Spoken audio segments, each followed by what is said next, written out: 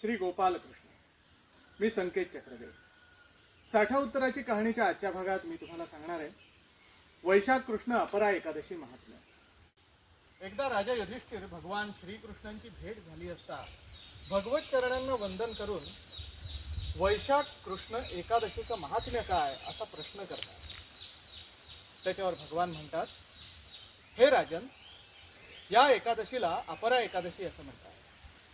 ब्रह्महत्या, भ्रूणहत्या, गोत्रवध, परनिंदा, परस्त्री संग यासारख्या महान पातकांचा देखील या एकादशीच्या व्रताचरणानं नाश होतो. असत्य भाषण, खोटी साक्ष देणे, ज्योतिषशास्त्र समजत नसता भोळ्या भाबड्या लोकांना ज्योतिष सांगून फसवणे यासारख्या पातकांनी निरयगती प्राप्त होते. पण अपरा एकादशीचं जर व्रताचरण केलं असेल तर त्यामुळे सद्गती लाभते. लोकांनी स्वधर्मानुसार वागावं असं शास्त्र सांगतं.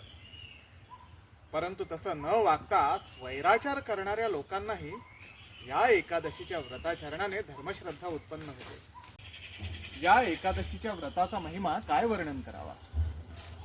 गुरुद्रोहासारख्या पातकाचं देखील नाशन करण्याचं सामर्थ्य या एकादशीमध्ये आहे.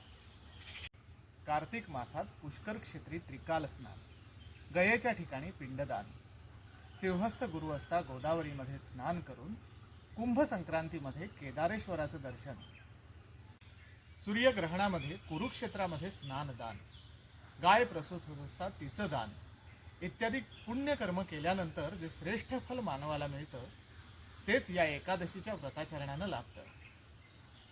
पापरूपी वृक्षाचा नाश करणारी जणू कुऱ्हाडच, पापरूपी वनाचा नाश करणारा जणू दावाग्नीच, पापरूपी अंधकाराचा नाश करणारा जणू सूर्यच आणि पापरूपी हरिणाचा नाश करणारा जणू सिंहच अशी या व्रताची महती आहे.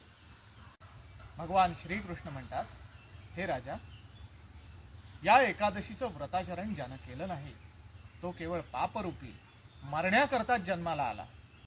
पाण्यावर बुडबुडा यावा आणि विरून जावा त्याप्रमाणे त्याचं जीणं होय. आता एवढं या एकादशीला त्रिविक्रम देवतेचं पूजन करावं, अहोरात्र भगवत भक्ती साधावी. अशा प्रकारचं हे व्रत महात्म्य लोककल्याणार्थ तुला सांगितलं. असं हे व्रत महात्म्य लोककल्याणार्थ तुला सांगितलं. इह परलोकी सुख प्राप्त होऊन आयुष्याचं कल्याण साधावं असं वाटत असेल त्यांनी ह्या व्रताचं आचरण करावं आणि भगवत अनुग्रह साधावा. अपरा एकादशी महात्म्य संपूर्ण. चॅनलला लाईक करा, शेअर करा, सबस्क्राईब करा आणि तुम्हाला कोणत्या कहाण्या ऐकायला आवडतील ते कमेंट करून नक्की सांगा.